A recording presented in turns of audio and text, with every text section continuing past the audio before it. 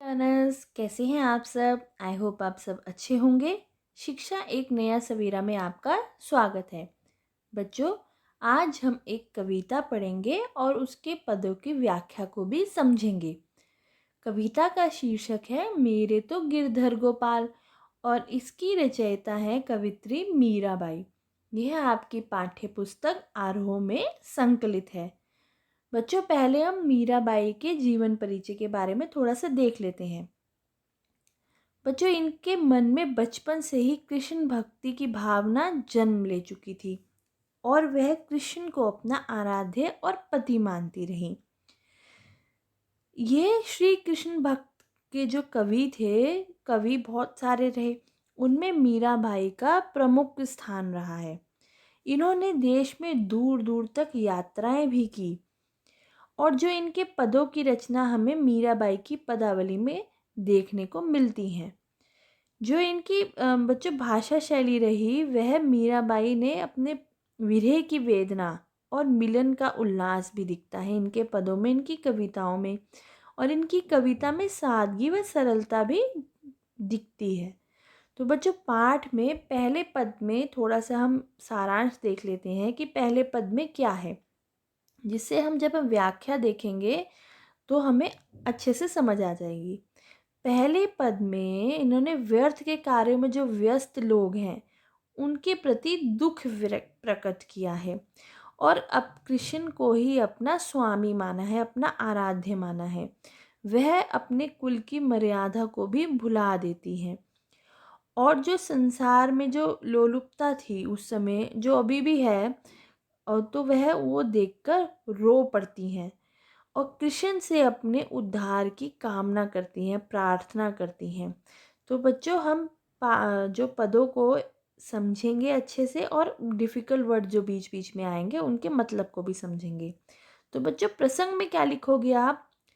प्रस्तुत पद पाठ्य पुस्तक आरोह भाग 1 में संकलित मीराबाई के पदों से लिया गया है।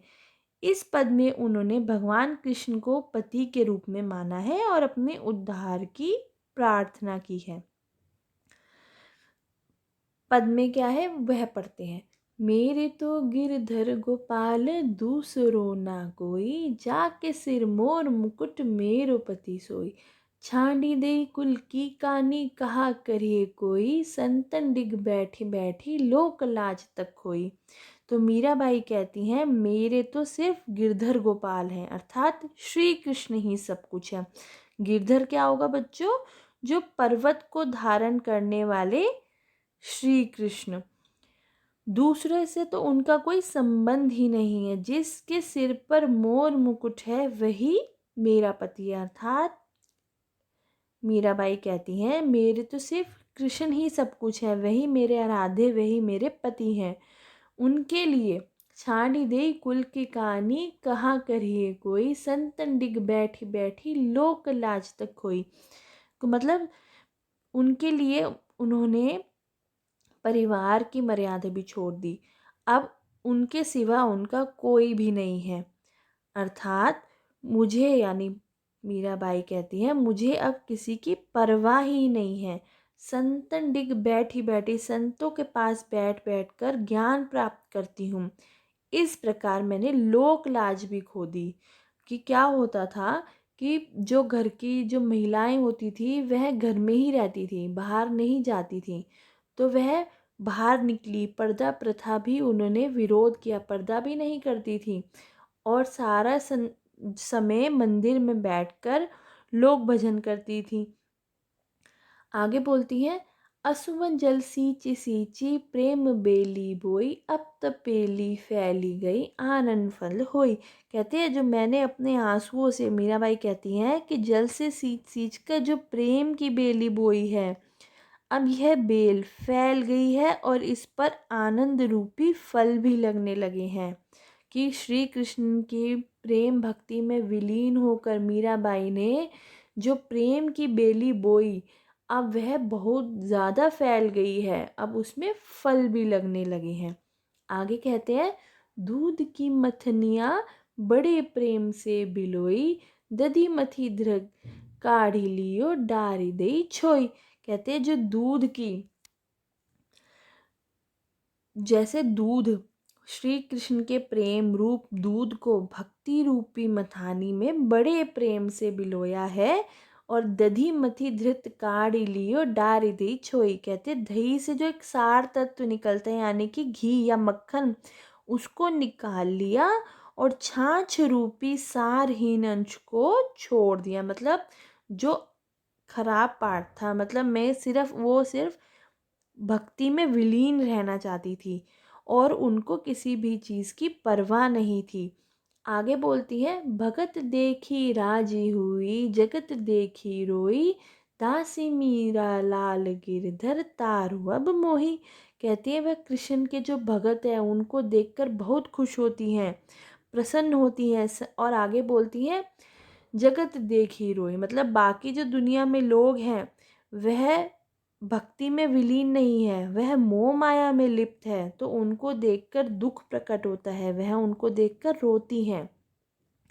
अपने आप को वह गिरधर की दासी मानती हैं, दासी मीरा लाल गिरधर। खुद को स्वयं को गिरधर की दासी बताती हैं और अपने उद्धार, तारो अब मोहि, तारो अर्थात मेरा उद्धार कर दो श्री कृष्ण, और वह उसकी कामना भी करती हैं, प्रार्थना करती हैं। तो आगे पद में क्या है वह देखते हैं। पग घुंघरू बांधी मीरा नाची, मेरे तो नारायण सु आप ही होगी साची। मतलब जो दूसरा पद है उसमें जो प्रेम रस में डूबी हुई मीरा सभी रीति रिवाजों और बंधनों से मुक्त होने और गिरधर के स्नेह के कारण अमर होने की बात करती हैं। मीरा कहती है मेरे पैरों में जो घुंघरू बांधकर कृष्ण के सामने नाचती हैं। लोग इस हरकत पर उन्हें बावली कहते हैं, कुल के लोग कुल नाशिनी कहते हैं। राणा ने उन्हें मारने के लिए विष का प्याला भेजा जिसे उन्होंने हंसते हुए पी लिया। मीरा कहती है उसके प्रभु कृष्ण सहज भक्ति से भक्ति को मिल जाते हैं, मतलब जो भक्त होते हैं उनकी भक्ति देखकर उनके प्रभु उनको मिल ही जाते हैं।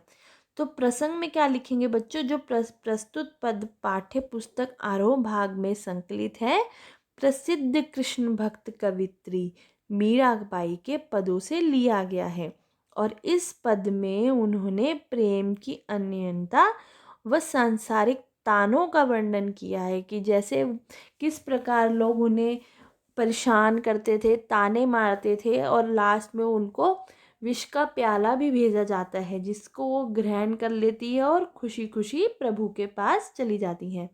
कहते हैं कि मीराबाई कहती है वह पैरों में घुंघरू बांधकर कृष्ण के समक्ष नाचने लगी हैं। पग घुंघरू बांध मीरा नाची, मेरे तो नारायण सु आप ही होगी साची। इस कार्य से यह बात सच हो गई कि मैं अपने कृष्ण की ही हूँ, मेरे तो नारायण सु, यही अपने आप में एक सच्ची बात है, साची। लोग कहे मीरा भई बावरी, न्यायत कहे कुल नासी, विष का प्याला राणा भेजिया, पावत मीरा पीवत मीरा हासी। कहती हैं कि लोग उन्हें कुल की नाशनी बोलते हैं, मतलब कुल का नाश करने वाली हैं, कि उस समय तत्कालीन परिस्थितियां ऐसी होती थी कि सब स्त्रियां घर में रहती थी, लेकिन सब अब मीराबाई मंदिरों में जाती है, संतों के बीच बैठकर भजन कीर्तन करती हैं, तो सब उनको बावरी अर्थात पागल समझते हैं। और जो जो घर के लोग वो कहते हैं ये कुल नाशिनी है, इसने सारे कुल का नाश करने वाली स्त्री है। मीरा क्या थी बच्चों, विवाहिता है। उनका ये जो कार्य था कुल की मान मर्यादा के विरुद्ध था कि कृष्ण के प्रति उसके प्रेम के कारण राणा ने उसे मारने के लिए विष का प्याला भी भेजा, और उस प्याले को मीरा ने हंसते हुए पी लिया।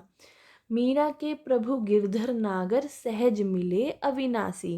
कहती हैं मीरा कहती हैं कि जो उनके प्रभु गिरधर बहुत चतुर हैं, मुझे सहज ही उनके दर्शन सुलभ हो गए हैं। मतलब लोग लाज की परवाह किए बिना उन्होंने कृष्ण को अपना पति, अपना सब कुछ माना, सब कुछ न्यौछावर कर दिया।